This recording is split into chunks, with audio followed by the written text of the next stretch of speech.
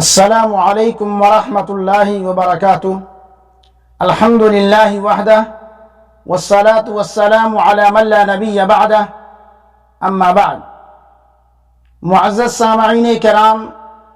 و مشاہدین عظام، آج کی اس نشست میں لے کر حاضر ہوں زندگی کا مقصد عبادت الہی، آخری قسط۔ عن ابی ہریرہ رضی اللہ عنہ عن النبی صلی اللہ علیہ وسلم قال ان اللہ تعالی یقول یا ابن آدم تفرغ لعبادتی املأ صدرک غنا واسد فقرک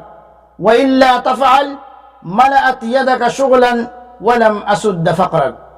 اس حدیث قدسی میں بندے کی توجہ اس طرف دلائی گئی ہے، چنانچہ اللہ تبارک و تعالی فرماتا ہے کہ اے آدم کے بیٹے، تجھے میں نے جس مقصد کے لیے پیدا کیا ہے، یعنی عبادت کے لیے، اگر تو اس کے لیے فارغ ہوتا ہے اور وقت نکالتا ہے تو یقین رکھ کہ میں تیرے دل کو مالداری سے بھر دوں گا، دنیا کے بارے میں تجھے قناعت کی دولت سے نوازوں گا، تیرے دل کو اطمینان و سکون نصیب ہوگی اور تیری محتاجگی کو دور کر دوں گا۔ اور اگر ایسا نہ ہوا بلکہ تو اپنے خواہشات کے پیچھے پڑا رہا، سونے کو نماز پر، اپنی دنیاوی مشغولیت کو عبادت پر ترجیح دیتا رہا، تو یقین رکھ کہ تیرے دل کو محتاجگی اور مشغولیت سے اس قدر بھر دوں گا کہ تو کھائے گا ضرور مگر آسودہ نہ ہوگا، سوئے گا ضرور لیکن سکون نہ پائے گا، اور نہ ہی دنیا کے کام دھندوں سے تجھے فرصت ملے گی۔ اس چیز کو نبی کریم صلی اللہ علیہ وسلم نے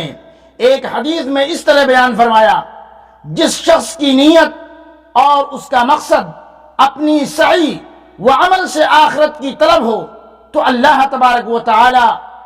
غنی و مالداری سے اس کے دل کو بھر دے گا اور اس کے پراگندہ حال کو درست کر دے گا، اور اس کے پاس دنیا ذلیل ہو کر آئے گی۔ اور جس کی نیت و سعی عمل دنیا طلب کرنا ہوگا، یعنی دنیا طلبی ہوگی، تو اللہ تبارک و تعالی فقر و محتاجی کو اس کے سامنے کر دے گا، اس کے حال کو پراگندہ کر دے گا، اور دنیا سے اس کو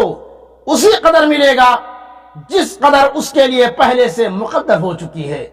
سنن ترمذی اور مسند احمد کی روایت ہے۔ کاش کہ آج کا مسلمان اس فرمان الہی کو سمجھتا اور اپنے مقصد زندگی کو پہچانتا اور دنیا کی حقیقت کو جان لیتا تو اس کے مسائل حل ہو جاتے،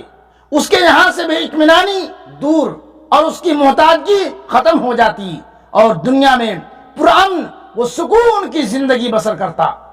لیکن چونکہ اس نے دنیا اپنا اصل مقصود بنا لیا تو اللہ تبارک و تعالی نے بھی محتاجی اور پریشان حالی کو اس پر مسلط کر دیا، اور دنیا کی طلب میں خون پسینہ ایک کر دینے کے باوجود بھی اس کی محتاجگی دور نہ ہوئی اور نہ ہی اس کی دنیاوی مسائل حل ہوئے۔ اسے دھیان رکھنا چاہیے کہ اللہ رب العالمین کا فرمان ہے سورہ سبا کے اندر، وَمَا أَمْوَالُكُمْ وَلَا أَوْلَادُكُمْ بِالَّتِي تُقَرِّبُكُمْ عِنْدَنَا زُلْفَىٰ إِلَّا مَنْ آمَنَ وَعَمِلَ صَالِحًا فَأُولَٰئِكَ لَهُمْ جَزَاءُ الضِّعْفِ بِمَا عَمِلُوا وَهُمْ فِي الْغُرُفَاتِ آمِنُونَ۔ اور تمہارا مال اور اولاد ایسی چیز نہیں کہ تم کو ہمارا مقرب بنا دے، ہاں ہمارا مقرب وہ ہے جو ایمان لایا اور عمل صالح کرتا رہا، ایسے ہی لوگوں کو ان کے اعمال کے سبب دگنا بدلہ ملے گا، اور وہ خاطر جمع سے بالا خانوں میں بیٹھے ہوں گے۔ اس لیے میرے بھائیوں، اللہ رب العالمین سے دعا ہے کہ اللہ رب العالمین ہم تمام مسلمانوں کو زندگی کا مقصد عبادت الہی کو سمجھ کر اس پر عمل پیرا ہونے کی توفیق عطا فرمائے، آمین۔ وآخر دعوانا ان الحمد للہ رب العالمین، والسلام علیکم ورحمۃ اللہ وبرکاتہ۔